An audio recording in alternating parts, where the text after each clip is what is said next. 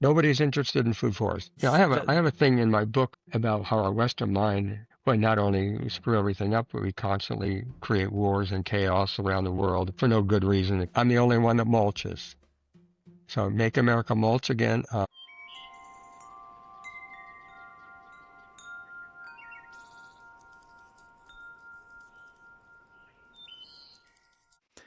Hey, welcome to a new episode of the Food Forest podcast. And today with us, we have somebody who lives very high. He lives on 7,200 feet, around 2,200 meters in Colorado. And the thing is, it's very cold to grow a lot of stuff. The good thing is, you can grow a lot of inside. And that's what Jerome Osentowski's specialty is. He grows indoor food forests. He co-founded the Central Rocky Mountain Permaculture Institute in the early 90s in Colorado, and he's written a beautiful book about indoor food forests. Welcome to the podcast, Jerome. How are you doing? Great. Thanks for having me on. So, Jerome, tell me, you are originally from Nebraska. What brought you to such a high place in Colorado? Actually, skiing. I was a ski instructor for a couple of years in Nevada and then in Argentina, and then I came to Aspen to teach skiing for about 7 years, and then I eventually got into, other things, and then I bought a piece of land and started homesteading and eventually turned it into a permaculture institute. All right. Cool. I used to be a ski instructor as well, not for so many years, but during my young years. So super cool that you that was the way you got your love for the mountains. And so you started homesteading. What made you start in that direction? Well, actually, it was a health crisis. I had some issues with blood sugar and back in when I was 30. And so I realized I had to change my diet and lifestyle. So I was starting to eat wild foods and start growing all my own food and heal that issue. And I've done that with many, many different chronic diseases over my lifetime. I'm 84 coming up in a month or so, and I seem to be getting healthier every year. Oh wow, 84. Wow, I really wouldn't tell that by just looking at you. So you certainly did a good job there. You're a master of climate resilient design, which includes diverse high altitude cultivation. You even grew bananas and citrus and dragon Oh fruit. yes, I grew bananas for about 5 years in my greenhouses, like 4 or 5 varieties, and then I transitioned more into citrus and pomegranates and figs and more Mediterranean, just because it's easier to heat the greenhouse. And things are cycle out. Bananas are basically a pioneer. So, any tropical food forest, you would plant bananas in the beginning and they can cycle out. That's what I do. And I constantly put new stuff in. And we do syntropic agriculture right now in the food forest greenhouse. That's something kind of a new twist on agroforestry. So we grow a lot of chop and drop. I have some, 15-year-old leucaena trees that I chop and drop.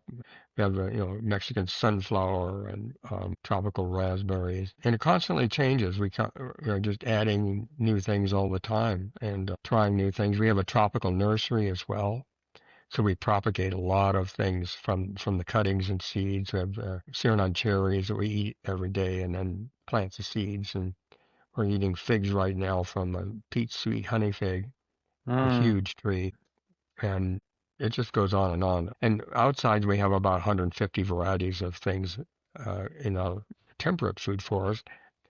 It's probably the oldest food forest in the United States. Toby Hemingway wrote about it, in his book, Guy's Garden. Featured in that book, or featured in about 5 books. And we just had a fella come from England who's writing another book on food forests.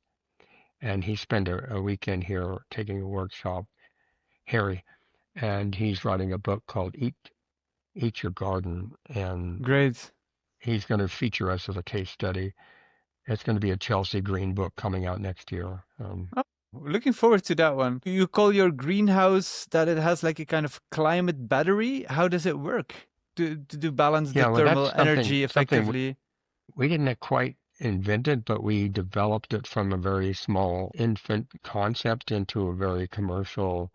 Well, when you think about greenhouses, most of the greenhouses you see don't have any insulation, and they just back up with a propane heater, and they're all glazing. So we come about it from a very holistic and organic.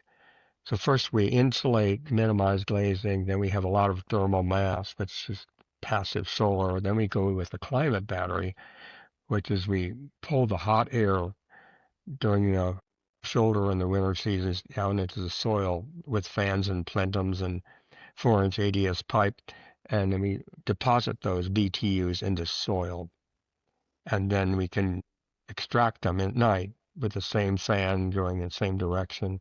So it's just like I call it Polish geothermal. I can tell Polish jokes because I'm Polish. So, All right. um, and we've had other people help us develop it. And Michael Thompson is my partner. He's an architect in ecosystems design, and he takes it to a whole nother level. And we do big commercial greenhouses with this climate battery system. And I have a wood burning sauna. I have a pellet stove to back up the greenhouse. So it's all featured in my book, The Forest Garden Greenhouse. There's a whole chapter on the So if people read your book, then they will learn how to create their own climate battery. Everything is very well explained in it. Yes, it is, but it's not a silver bullet. And also, we have a lot of people that don't even buy the book and try to do a climate battery, and they wind up messing it up and they wind up having to dig it up. So I would recommend you contact us and we could walk you through it as a consultant, whatever. But it's not pretty simple, but it can be easily messed up. But what's the worst thing that can happen if you do that? If you mess it up? Undersizing pipes and fans and then having to dig them back up. Yeah. And, there's a lot of ego in gardening. People don't take advice, unfortunately. They think they can do everything themselves. And that's the kind of the Western Occidental pitfall of our Western mind. We don't see that, if we're not doing something, it doesn't happen. Well, it happens all the time without us doing anything. Nature carries on without us. And if we just look at nature and use that model, but I see so much infighting and competition in agriculture and gardening and in permaculture that's kind of frustrating because it shouldn't be that way. We should all be working together to create harmony. And that's another thing we're doing is we're living another economy right now. We've created another economy called the Perennial economy. Yeah, well, that's something that I really would like to go into later on in this podcast, because you're also writing a book about that, the perennial economy. Before we go there, I'm just curious what the specific moment was that influenced you to turn towards permaculture. You bought the cabin, you had health issues. How did you find out about permaculture? Because you were in the Rocky Mountains. Where is there any permaculture going on? No, well, Mollison had just gone over to Hawaii and taught his first workshop there. And it was just a totally new concept. And I got frustrated up here because I had no soil and I didn't have any techniques on how to grow in poor soils or how to build soils per se. And so I leased 2 acres down near the town, in the town, next to the post office, and I farmed that 2 acres, just a regular what we called truck farm back then in the 80s. And I was pretty successful. I was probably the only market farmer in the valley at that time, and my market was Aspen and Boulder. I was also a miso and a mochi maker, so I had a lot of different things I was doing. And then this gal who went to this private school, it was the Woody Creek Community School. She went to see Bill Mollison in Hawaii, and she said, "Well, I'm going to create a permaculture site at the school." And so she hired me to implement the design that one of Mollison's lieutenants drew up for this particular school. And I worked on that project for 2 years, and then I realized, well, that was at 8,000 feet. I thought, well, if I can do that here, I'll go back to my place, start implementing permaculture techniques and strategies there. And then that's how it happened. And I built my first greenhouse, Palais, and did market farming for like 15 years. I sold a lot of salad greens and basil, and I didn't get into forest gardening for almost 15 years. Yeah, and your main income was the selling of vegetables? Yeah, I had a really good market farm crop and market in Aspen. I had 20 restaurant accounts and all the supermarkets, and Cool. we actually did all the research and development for for the spring mix that now is grown, everywhere. And um, but there was no back then. It was just iceberg lettuce and ranch dressing. That's There was no arugula, there was no frisettes or chicories, or we had to come up with all that, and we kind of did all the research and development, and then the big boys picked it up and put us out of business, actually. But that was Hmm. what we did, and we still eat all that stuff. We have 20 different things in our salad every day. Wow, that's incredible. And because yeah, Aspen is a hotspot where the entire USA comes to ski, to also live the jet set life. Some of them, so it's probably easy to plant seeds and then it gets spread all over the states. Is that the case? That Well, that the location was good. still have one restaurant there, and they mainly buy all my weeds, like my nettles and lovage and lamb's quarters and perennial broccoli.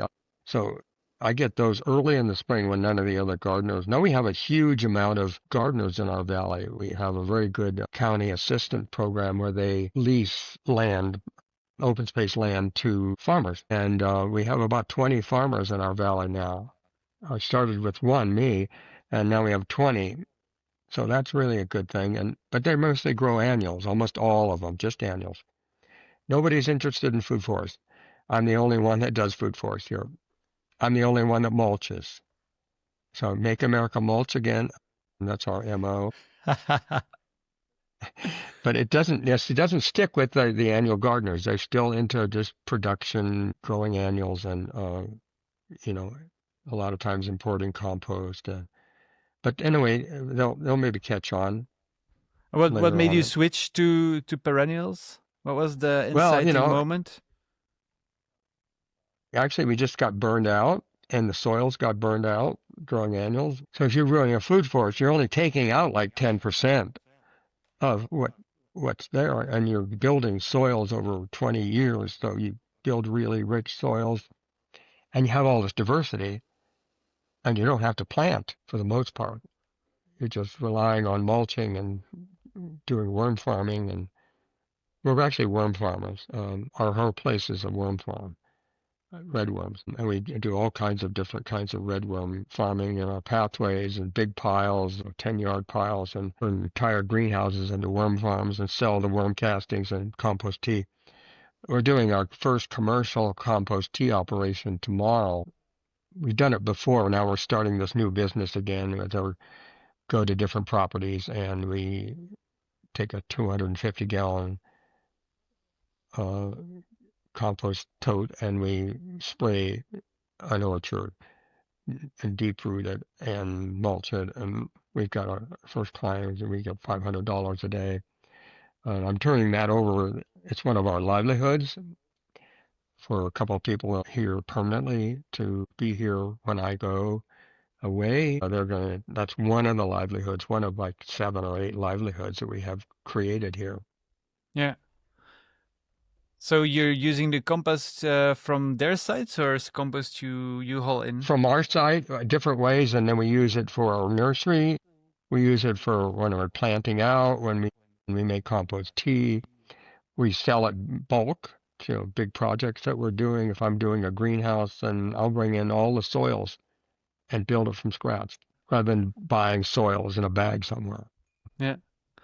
And what the climate battery exactly is from the greenhouse, is it possible for you to go a little bit more into detail about how it works? You like briefly explained it in high level, but you're storing heat inside the soil.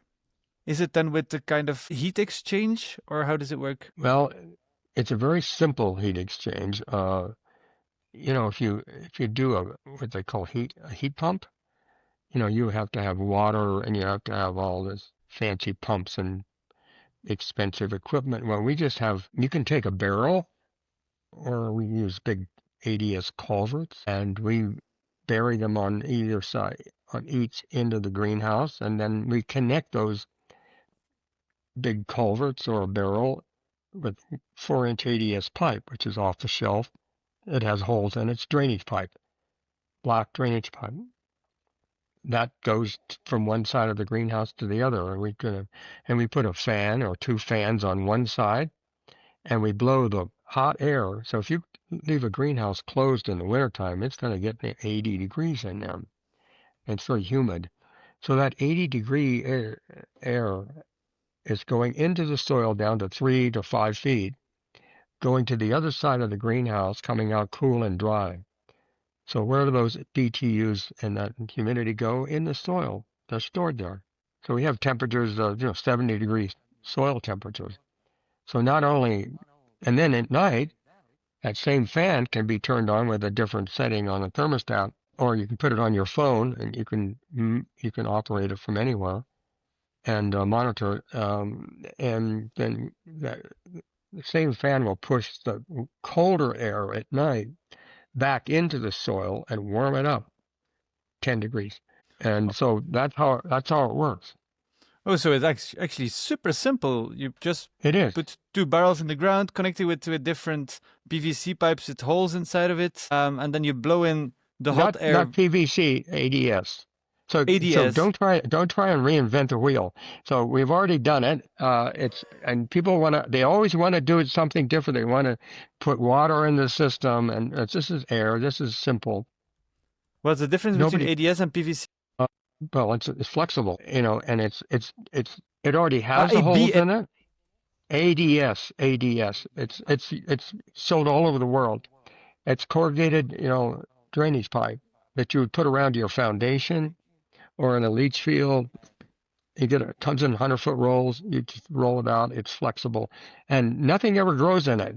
So plants in the soil do not go in the ADS pipes. If it was a leach field, they would go in there because there'd be nutrients in there. But there are no nutrients in these pipes. They're just air. Yeah. So after 20 years, you can dig these pipes up and there's nothing in there. They're clean. Yeah. And there's no mold. Yeah. There's no mold either. Yeah. So you're basically just pumping in warm air into the soil. There it gets, it loses the humidity. It loses the warmth, and then the soil warms up, and then at night you do it vice versa. And so the only electricity same fan you use, going in the same direction. The only electricity you use is actually just to power the fan. Is that correct? Yeah, you can use we have lots of different kinds of fans. Mostly we use the regular circulation fans that you have in all greenhouses, and they are rated for that. But we do upsize our fans depending on the size of the greenhouse and the climate. So every greenhouse is different because it's at a different climate, and so we have to factor all that in. And my partner does a climate analysis to know exactly what we need to build in order to make the climate we want. So if we want to go from zone 4 to zone 8, 9, we have to do the math. But are you able to grow bananas on 2,000 meters? Oh, sure. With just a fan and no extra heating? No, not necessarily. There could be some cold nights where you would have to have a small backup of some sort. And also bananas need to be at 55 degrees in order to fruit.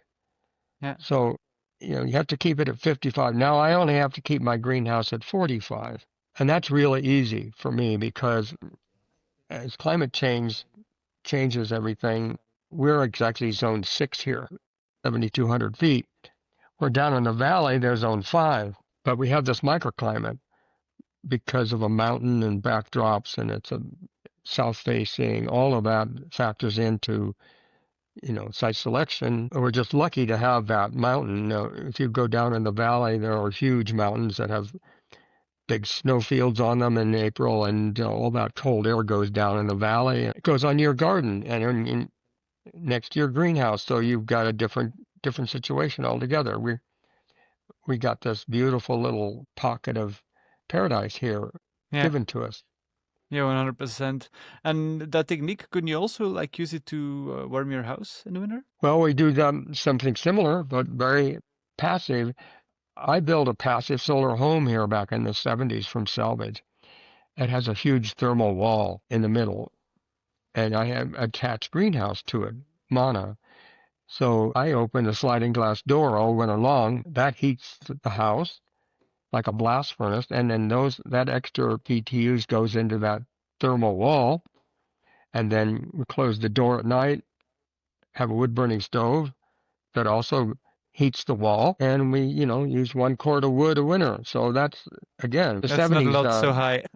It's very simple, and so having an attached greenhouse is heaven because we have a little deck as we go out, the sliding glass door down some stairs, and we have Pakistani mulberries just on that deck with pomegranates. We have figs, we have olives and grapes in this attached greenhouse, and it does not need any heating. Yeah, It's Mediterranean. So you that's a can dream. easily do a Mediterranean greenhouse without any backup because all the plants go dormant except for the olives during the winter. So you take advantage of that. So they don't need any heat. And it's just like being in Central Pay. You go down and get rosemary, and you can grow salad greens in there and kale all winter long. So, and it continues to heat the greenhouse all winter. And do you need a trombe wall between the attached greenhouse, and your home, or not necessarily?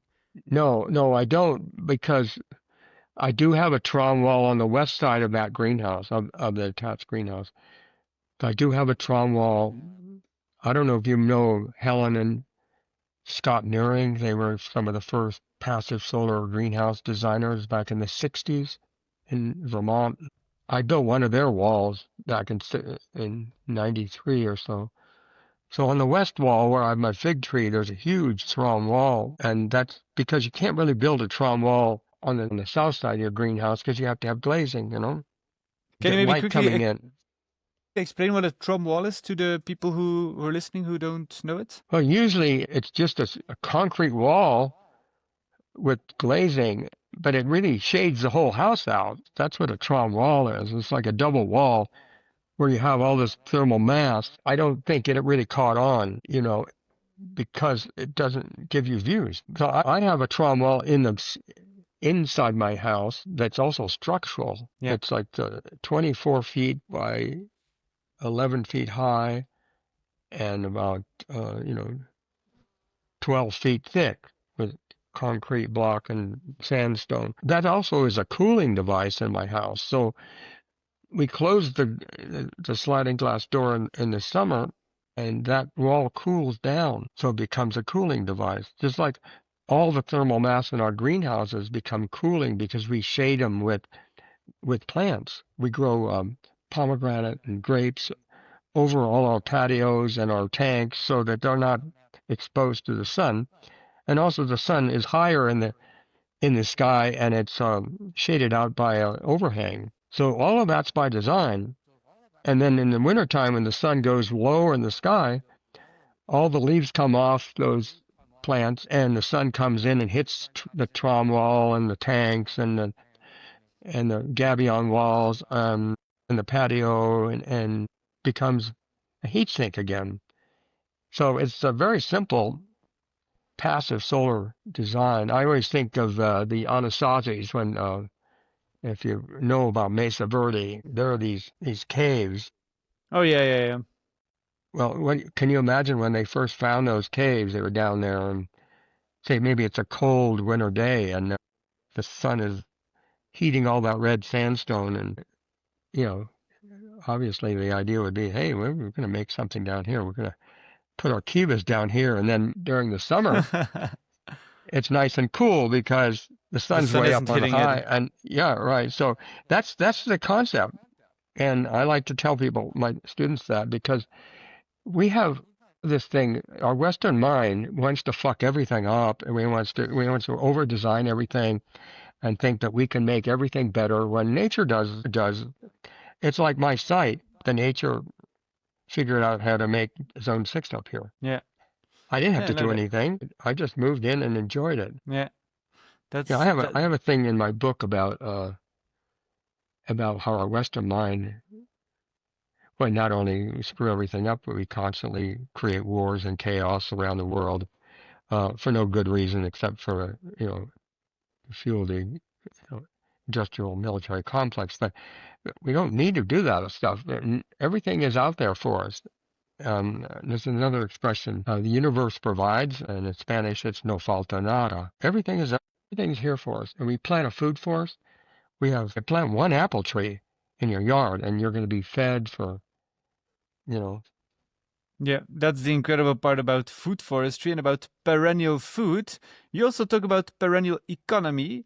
Is that related to perennial food?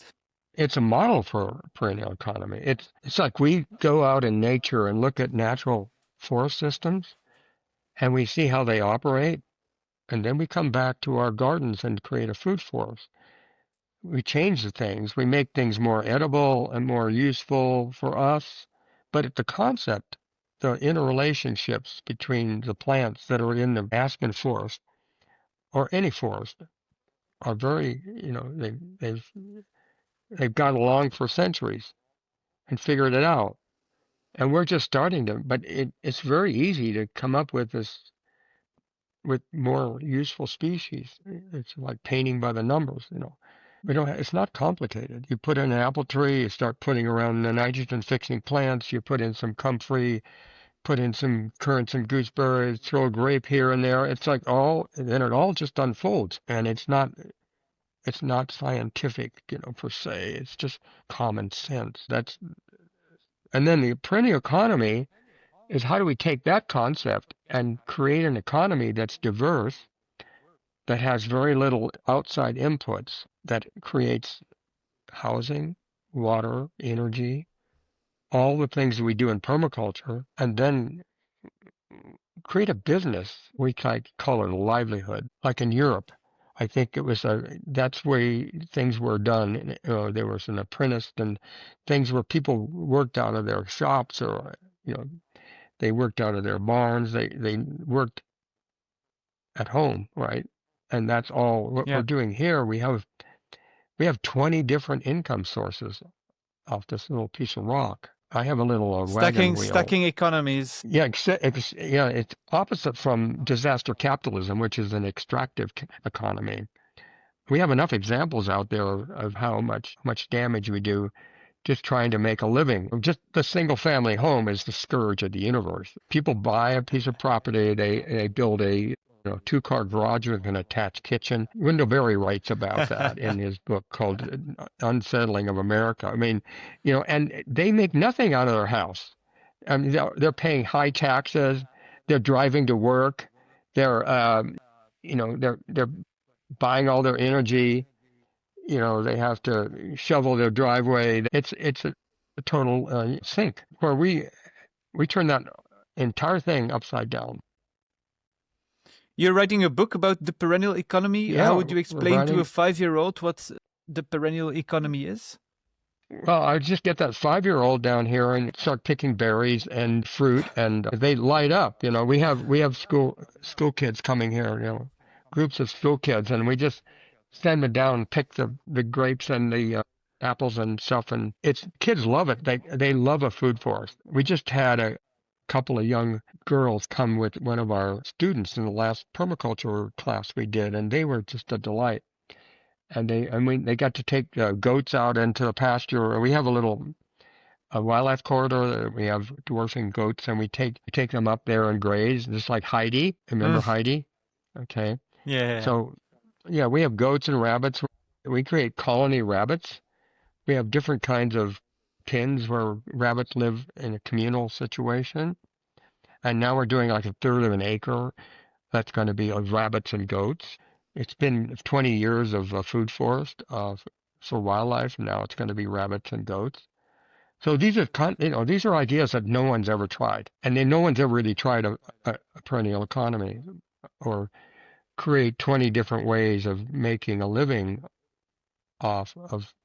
We have 7 acres, but we only really work with 2 or 3 here. So I can list some of the things off. I have a mind map where we do this wagon wheel, and the spokes are going into the hub, and there's a little piggy bank there with a little happy pig because it's getting all this input. So we have an edible landscaping nursery. We have the compost tea operation. We have a medicinal herb business. We have consulting.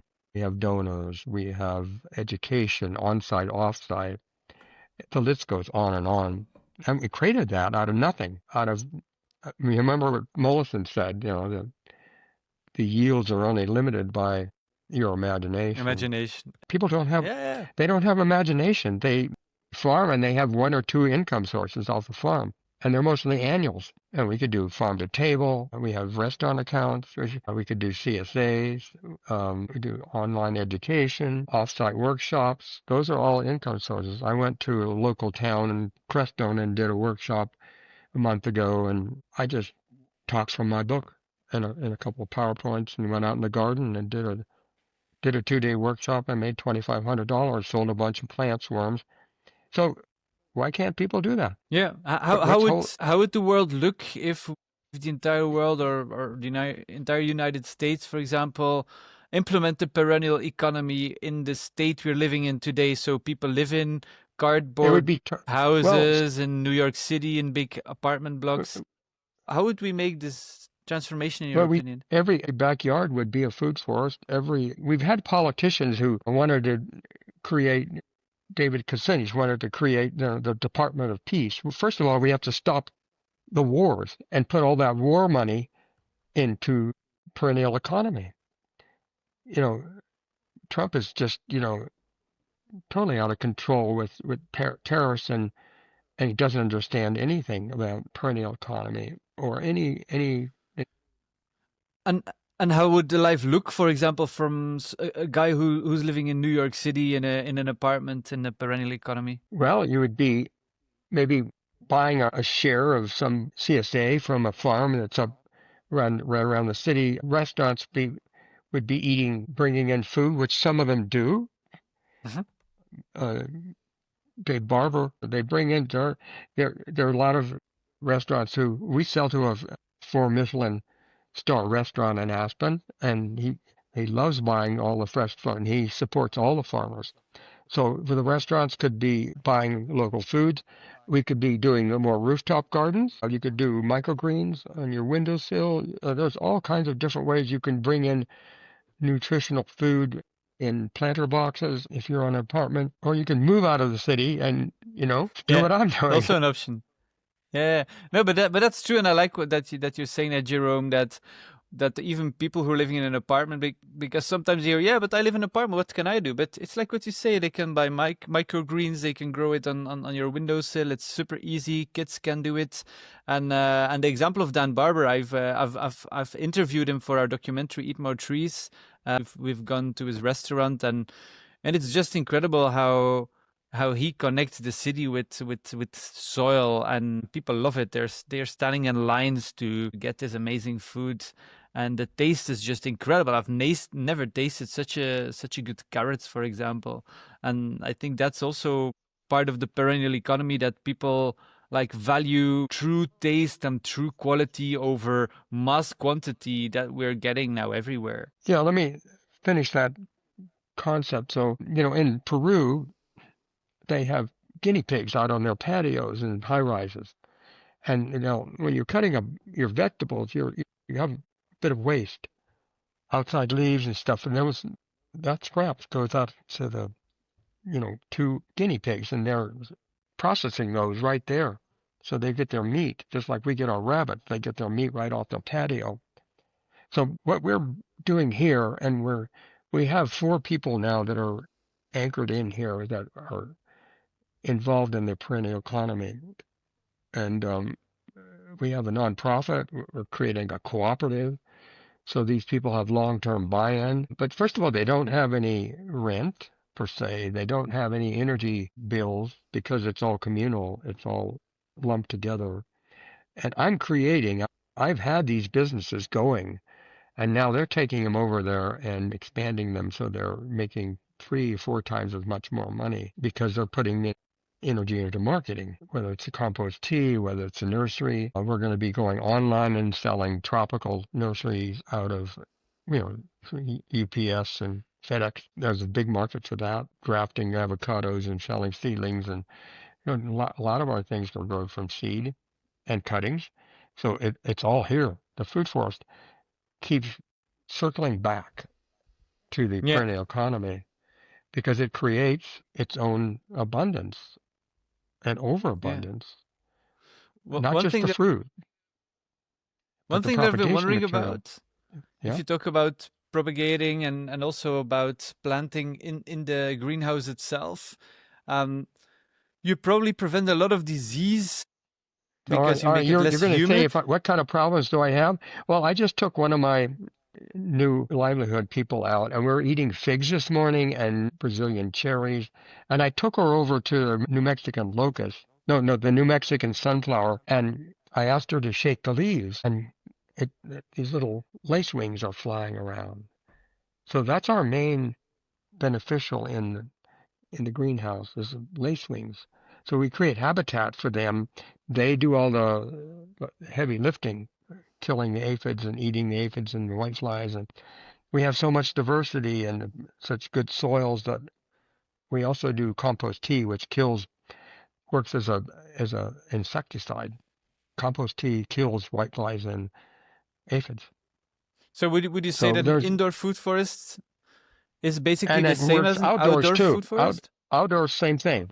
You just have a lot of diversity. You have lots of flowering plants. You create a lot of habitat for beneficial insects and plants for pest control. And you create all that stuff. And there's also useful plants, medicinal, edible, culinary. And it's just so, people have annual gardens and they never think about planting, it's for the beneficial insects. And would you say that it's basically the same principles an indoor food forest as an outdoor food forest, looking at adding beneficial plants, Same making sure thing. you create Just habitats? You just change the climate. You don't really change the technique per se. You still use Yeah, nitrogen fixing trees. You're just using, Mediterranean or tropical as opposed to temperate. So we have 20 varieties of apples, 20 varieties of pears, 10 different kinds of plums, 15 different kinds of grapes outside. And the same inside, we have many different zone 6 grapes and mulberries inside that fruit in April and mulberries outside that fruit in middle yeah, of the summer. So you're always eating something. Like right now we're eating tropical raspberries and Sirnon cherries and figs and grapes. Outside we're eating plums and crab apples, edible crab apples, and apples are coming on strong. We're just going to get some pears. We got lots of pears coming on, lots of plums, and we're drying plums. We do a lot of drying. We do mushrooms. We do mushrooms on logs outside, a very simple way, not complex. We just bury these logs, inoculate them, and they just keep producing oyster mushrooms. Everybody tries to make it difficult, and they put so much mystery around everything so that nobody thinks they can do it on their own. yeah.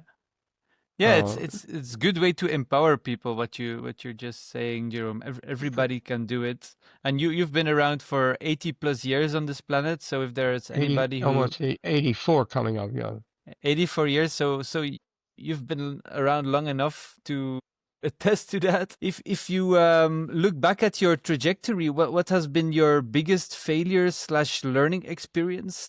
One of the biggest aha moments you had during your journey? Well, one of the most difficult things was probably finding the people to take over the livelihoods. I mean, we've been working on this for 15 years, and we finally have the people who have a mindset. And we tried to advertise for those people, but we found out that it was an organic process. They heard about us and they show up and they were fit. So again, you know, if you were a big business, you would hire a consultant and you would try to, spend a lot of money and find this person, and then it turns out that person's not the right person. Yeah, You yeah, know, just about everything that we do, if you're not in a hurry, if you have patience, and the design kind of evolves over time. We build a lot from salvage, yeah. and when the materials come in, I'll do it or I'll hire somebody. We just put a really nice roof over one of our decks. So now we have an extra room on our house, right on the east side of our sunroom. So, and it cost us about maybe $500 to that. Yeah. So we constantly are upgrading our facility, our infrastructure with the minimal amount of money. And my house I built 55 years ago. Most people would tear it down and build, a trophy home or something, but it'll be here for 150 years because Yeah. there's nothing wrong with it. It's functional. And Yeah. we have a big You're solar. 80. We have a big.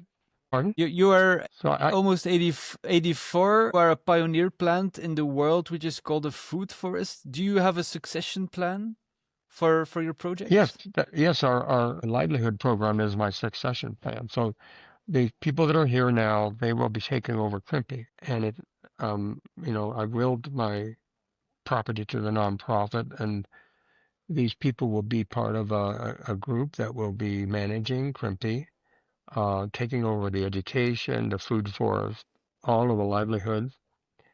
Um, and it's not going to expand and become a commercial business because that's against the principles. We keep it small, keep it moving, and we abide by the three ethics and the principles of permaculture.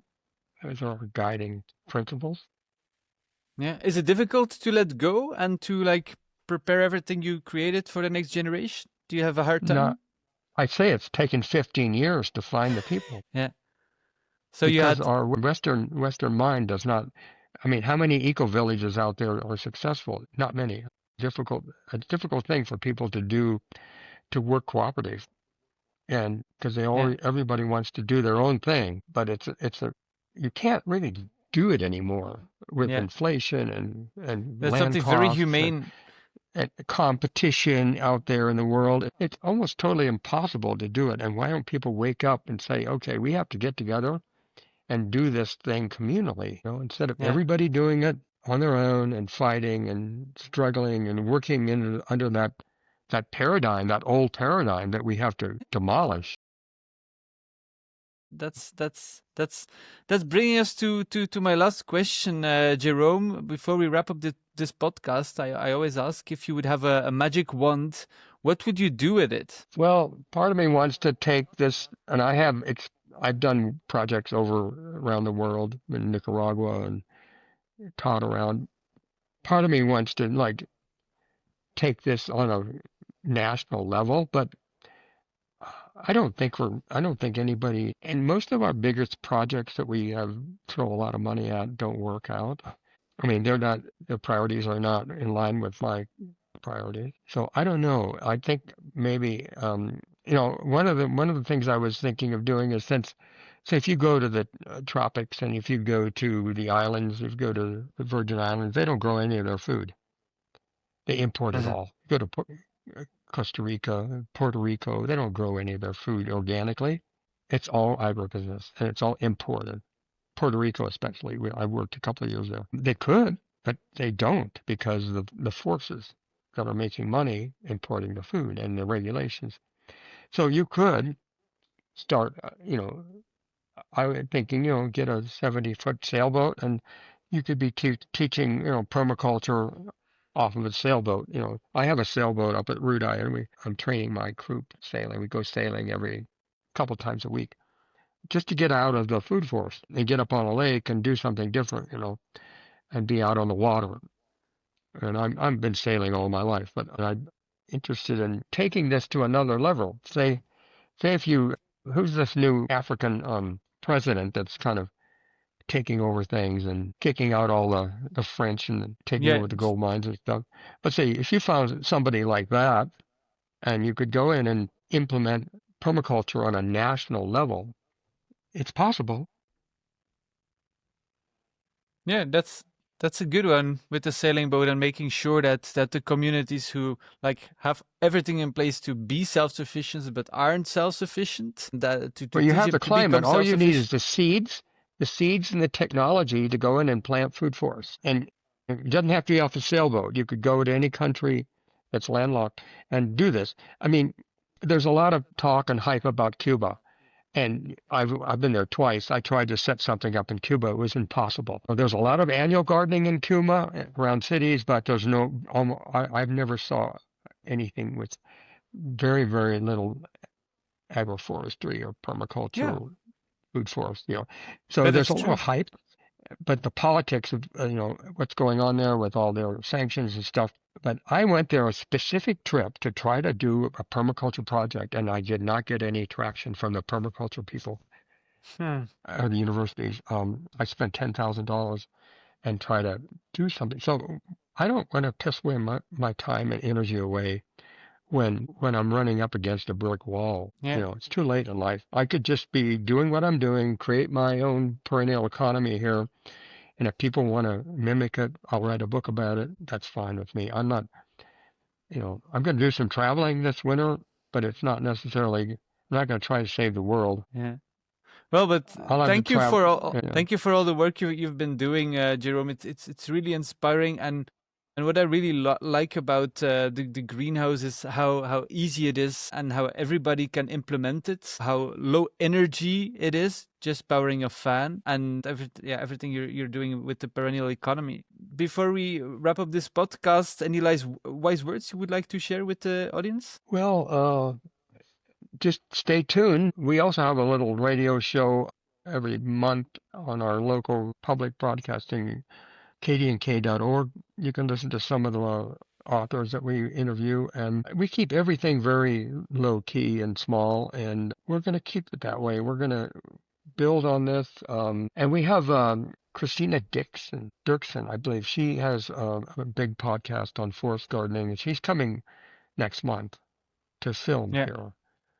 And so we're looking forward to that because she has like 2 million viewers, and we don't have a lot of, we have a lot of videos on YouTube, but they're not, great quality. But we're looking forward to, getting this place all ready for her to film, to show at the best time of the year when we have, 20 different things we can eat from the food forest and have good dinners every year. We have a beautiful outdoor kitchen, so we have lunches and dinners out there. We just butchered a goat, so we're going to barbecue up a goat leg tonight. It's very organic, and everything is very simple, and it's a very tight loop because we only really operate on a less than an acre. Well, it seems that you really created a piece of paradise, Jerome. Super inspiring.